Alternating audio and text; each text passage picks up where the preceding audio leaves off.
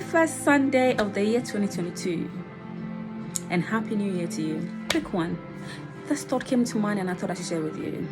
I was just thinking about this story of Peter getting out of the boat to walk on the water. Actually, I had a discussion with a pastor friend of mine yesterday, and we're talking about what Jesus is saying around this time, and it was just coming to mind, and I have pondered over it, and I've heard the message again from a different place, and it just keeps coming to me, and I'm like, okay, different thoughts keep coming to me around the same thing, and I felt, okay, I must share this with you. I'm not gonna keep this to myself. I must share this with you. So we all start this year on a good footing, then we all have a gaze on Jesus and nothing else. If you are a child of God, the essence of Christendom is Jesus Christ, the foundation, the source. Everything is built on Jesus. If Jesus is not there, if Jesus is not holding it together, we all will not be here. We will not have the grace to move on and call ourselves Christians. It's because we ought to live Christ-like life. Or they saw the people then saw that these people who were following Jesus walk like Christ. This is why they called them Christians, and this is why we are Christians. So if our lives are not depicting, are not displaying the splendor of Jesus, are not showing forth what Jesus is, what are we? So this is the thought that was coming into my mind. You remember when the boat, Jesus' disciples were in the boat. Jesus was actually not in the boat at the time. He was on the shore at some point in the night. He had to walk on the water to get to the boat. What happened as he was going? All of them were in the boat. There was storm as well. And they were all in the boat. There was a storm on the water, and they saw somebody coming. According to the disciple, according to the scripture, they thought it was a ghost. But then Peter, they called out, I guess they must have recognized this. That looks like Jesus, and some of them were afraid. They thought it was a ghost. But then Peter said, Jesus, if this is you, bid me to come. And he one simple word, come. And this is all that Jesus is telling you, come. It is time for us to get up from our place of comfort. Enough of sitting in the comfort zone. It is safe. It feels secured. It feels like it's a place that it's full, it's peaceful, but it is not a place created for you. We were created, called into this grace to walk in faith, to step on things and rise and be that which He has called us to be. So if you are in the boat, in a place of comfort, Jesus is bidding you come. Now my mind went on to the outside of the boat. You know, when you were stepping outside of the boat, when Peter was stepping outside of the boat, one thing that Peter did that is very significant that you must recognize in this place, that he kept his gaze on Jesus. Peter kept his gaze on Jesus. This is what it was. And the second he moved his gaze off of Jesus and looked to the storm that was happening at the time, what happened? He began to sink. It's the same happening to us right now. That Jesus is bidding us to come. Come towards me. Come closer to me. Come deeper. Enough of the shore life. Come deeper. He's standing far off and he's saying, come. But the secret is keep a gaze on Him.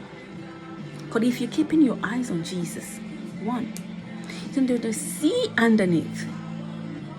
You know, there were just ideas coming into my mind about the sea can be a sea of financial constraints. Now you would see that to get there is very expensive. To get to where Jesus is very expensive. It's very costly. But He, the one who created wealth, is saying, come.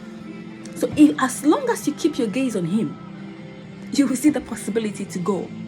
But if you begin to see the sea of financial constraints, your accounting knowledge will come forth.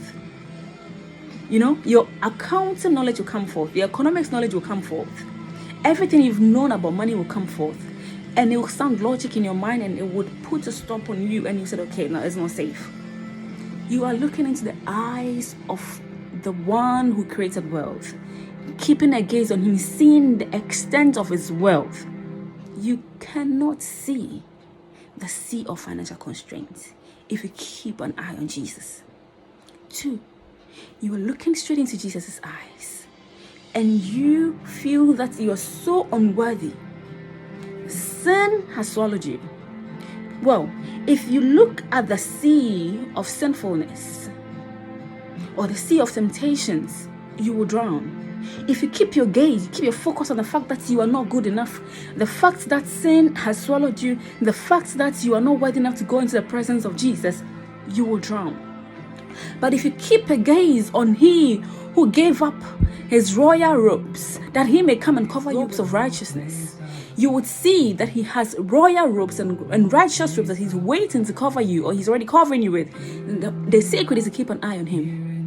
The second you shift your focus, knowledge steps in, experience steps in, social thought steps in, politics steps in. Give me emotional torment step in, family step in. Family can sometimes be a constraint. Friends can sometimes be a constraint. The second you take your eyes off of Jesus and you see all of those ones, it will all set in and you begin to drown. But in this year, my friends, I have decided to keep a gaze on Jesus. So help me God. I'm not perfect. I'm only human. But I'm only desiring to keep a gaze on God. I'm keeping a gaze on the King of Kings and the Lord of Lords. That I may become more like Him. That the more I look at Him, I will see all of His beautifying spots. And I will yearn and desire to become more like Him. The more I look at Him, I would see His wealth. And I will get ideas to create wealth. The more I look at Him, I will see how righteous He is. And I will yearn for nothing else but to live righteously. The more I keep a gaze on Him, that I would see peace. And there is nothing else I will see but peace. In the midst of the storm, I will walk in peace because I'm keeping a gaze on Jesus. In the midst of all that is going on around you, I will walk in joy because I see joy in front of me. In the midst of the lies around me, He who comes with truth, I will see truth in His eyes and I'll keep going. If I do not look around me, I will see grace in His eyes and I'll keep going. But He comes with all of that. So let's keep our eyes on Jesus, that we may see truth and grace in His eyes. The things that make us feel unworthy, that make us feel that we're not good enough, forget about them. Just keep a gaze on Him. The more you keep a gaze on the Holy of Holies, the one whose holiness we do not even have a measure to it, tell me that you will not become holy as well. That His holiness will not fall in you. That in His environment, that His glory will not fall on you. That you will not desire to be holy. That you will not desire to live a righteous life. Tell me if it is unforgiveness. Yes, if you look at the sea of unforgiveness, that is underneath you. You will see all the things that people have done wrong. You will see all the things people did wrong when you went to church. You will see all the things people did wrong in your family. You will see all the things that people did, the families that did you wrong, the workplace that are maltreating you, and the discrimination. You will see all of it because you are keeping an eye on that sea of unforgiveness. But if you keep a gaze, staring at Jesus and walking on in faith, what will you see? Forgiveness. Forgiveness. Forgiveness. You will forgive. You will not even see the criticism. You will not even see that which somebody is doing to you because your gaze is on Jesus, is not on man. You will not see how someone is trying to pull you back because your gaze is on Jesus, is not on man. Jesus is all that we need. He's the source. He's our light. Close your eyes. Let's say a prayer to 2022. That we will desire to be with the Lord. That God will set a fire in us. That we will just want to be more like Him. That we will just be able to keep a gaze on Him and just want more of Him on a daily basis. Father, I commit my heart into your hand. And I commit the hearts of all those watching in this moment into your hand. That in this moment you put in each one of us a desire for you, a desire to just follow you, Jesus, a desire to keep our gaze on you, Jesus, and not to turn to the left or to the right, a desire just to see your beauty and come with our ashes that we may get the beauty, a desire just to look at you that we may come with all the filth, that you may remove the filth and cover us with your righteousness, with your royalty, that a desire, Lord, that we may see in your eyes power, that the power will come upon us, that we will display your splendor. Help us with a desire to keep looking into your eyes.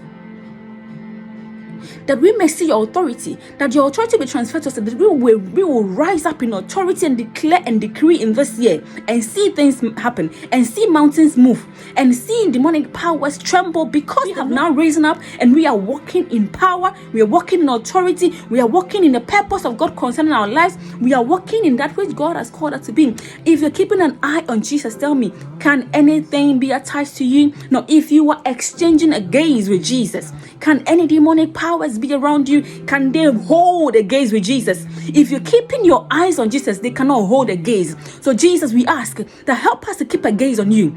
Help us to keep a gaze on you. Help us to keep a gaze on you, that the devil cannot even be anywhere around us or inside us. We thank you, Jesus.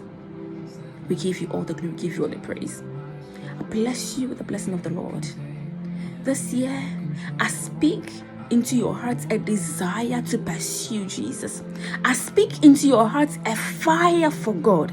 I speak into your hearts a desire, a deep yearning for the things of God, a deep yearning to keep a gaze on Jesus and walk with Him through thick and thin. He is there. Keep a gaze on Him, that you'll be able to walk on the stormy sea as though there is nothing happening around you. God bless you. I love you.